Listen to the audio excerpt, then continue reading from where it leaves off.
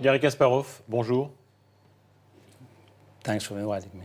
Merci de m'avoir invité. Vous restez un phénomène historique dans l'histoire des échecs. Vous avez été l'empereur des échecs pendant si longtemps. Aujourd'hui, vous êtes aussi acteur politique en Russie.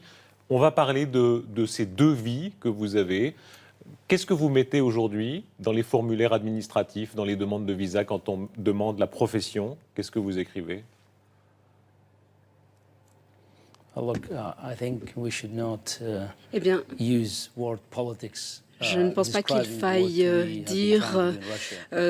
parler de politique par rapport à ce que l'on essaie de faire en Russie, ici, en France, en Angleterre ou en Allemagne. Dès qu'on parle de politique, les gens pensent débats, émissions télévisuelles, collecte de fonds. Or, en Russie, cela n'existe que sur papier. Donc je préférerais dire que ce que l'on essaie de faire, c'est de restaurer la démocratie et la protection des droits de l'homme. C'est une vision plus correcte, car en Russie, les résultats des élections sont fixés, les règles changent à tout moment. Deux moments extraordinaires marquent les mémoires. On se rappelle votre personnage dans ces moments. C'est quand vous êtes l'homme le plus intelligent du monde à ce moment-là, et vous êtes vaincu par la machine Deep Blue. Quel souvenir vous avez de ce moment-là?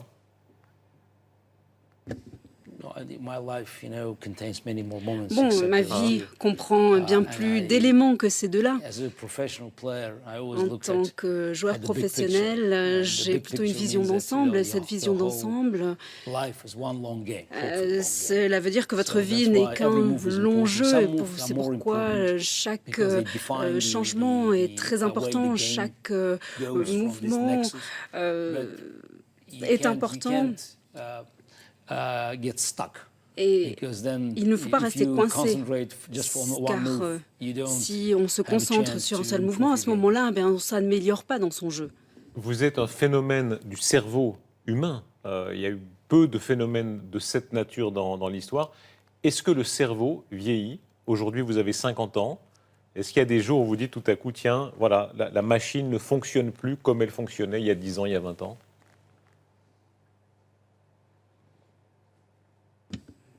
Mon cerveau fonctionne un petit peu différemment. Aussi intelligent que l'on soit, cela ralentit avec l'âge. Alors il ne s'agit pas seulement d'un phénomène naturel, mais c'est aussi que l'on a plus d'informations à traiter. On enregistre de plus en plus d'informations sur notre disque dur et du coup, il est de plus en plus difficile d'avoir accès à ces informations très vite. On a des vies différentes, vie privée, vie familiale, vie professionnelle. Et donc, il est assez difficile d'être aussi rapide qu'il y a 10 ou 20 ans. En même temps, on a plus d'expérience qui nous permet d'évaluer ce qui est important et ce qui ne l'est pas. Et du coup, on est peut-être moins rapide, mais on peut peut-être compenser cela par l'expérience. À ce moment-là, tout va bien. On va reparler de votre carrière d'échecs qui fascine évidemment le monde entier. Mais la Russie, tout d'abord, vous êtes aujourd'hui un acteur en Russie, opposant très ferme à Vladimir Poutine, au point que vous craignez pour votre sécurité. Est-ce que c'est toujours le cas? Vous aviez dit que vous craigniez pour votre sécurité. C'est toujours vrai aujourd'hui? Bien, cela empire. La Russie est passée d'un type de dictature à un autre. À l'heure actuelle, les gens en Europe ont du mal à comprendre. La Russie de Poutine, qui n'est pas bien différente de la Biélorussie, du Venezuela ou du Zimbabwe.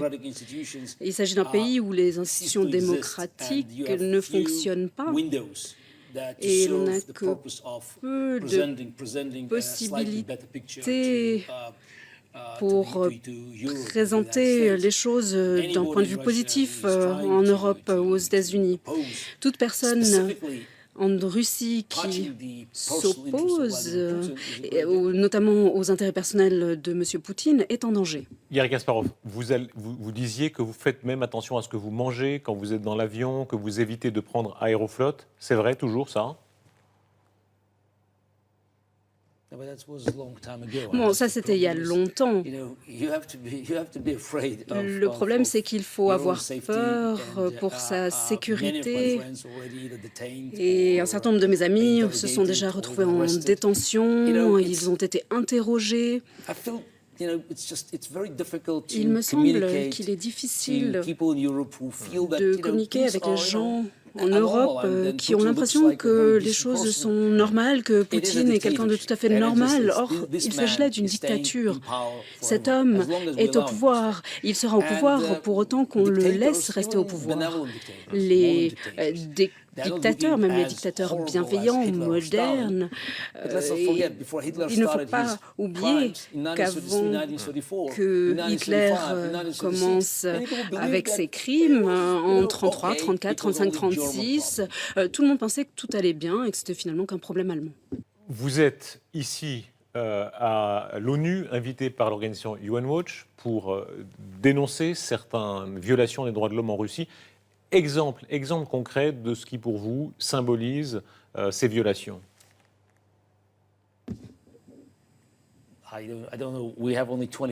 Bon, malheureusement, nous n'avons que 25 minutes à notre disposition. J'ai l'impression qu'il nous faudrait 25 heures au moins. Un exemple qui montre que ce que, selon vous, on ne voit pas assez en Occident. On pourrait commencer par le système judiciaire. À l'heure actuelle, Alexei Navalny, l'un des leaders de l'opposition en Russie, est poursuivi. Ces accusations sont ridicules. Chaque personne censée le reconnaît. Or, les chefs d'accusation s'accumulent contre lui. Elles ont été inventées et les cours s'en fichent. Opposition activists in Russia in the courtroom have been granted. Another case is Il y a un autre cas d'un militant qui a été accusé de meurtre. Or, au moment où cela s'est produit, il était à l'autre bout de la ville, à l'anniversaire de sa mère. Il s'est retrouvé derrière les barreaux pendant 14 mois. Le tribunal a refusé de vérifier son alibi. Il y a des témoins en sa faveur. Mais cela ne fonctionne pas. Alors bon, je m'énerve, j'espère que vous le comprendrez. Vous me demandez des exemples. Or, ces exemples-là font partie d'un système. Ce système fonctionne pour que M. Poutine reste au pouvoir. Garry Kasparov, en même temps, tout le monde voit que la Russie a certains succès diplomatiques. On voit qu'une partie des Russes s'enrichit. Peut-être une partie des Russes, mais quand même, petite, mais quand même une partie. Est-ce que ça ne vous frappe pas tout de même cette stabilité qui existe aujourd'hui et qui, de l'extérieur, et aussi pour certains Russes, est positive ?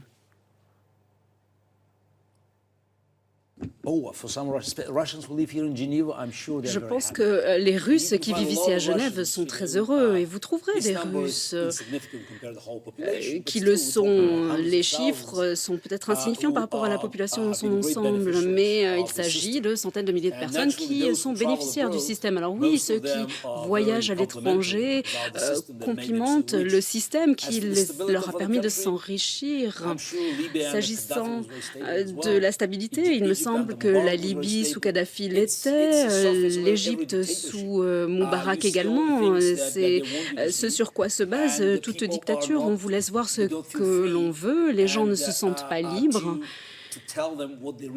Et les gens ne peuvent dire ce qu'ils pensent réellement du dictateur et de son pouvoir. Mais Garry Kasparov, quand on va en Russie, quand les journalistes occidentaux vont en Russie, ils entendent ceux qui contestent Poutine, ils entendent aussi ceux qui disent il y a plus de stabilité qu'à l'époque de Gorbatchev, plus de stabilité qu'à l'époque d'Eltsine. Une partie des Russes pense ça. Oui, bien sûr. Tout dépend de qui vous, des personnes à qui vous parlez. Et comme je l'ai déjà dit, il y a des bénéficiaires du système, bien sûr. S'agissant des journalistes occidentaux, ils sont de différentes sortes.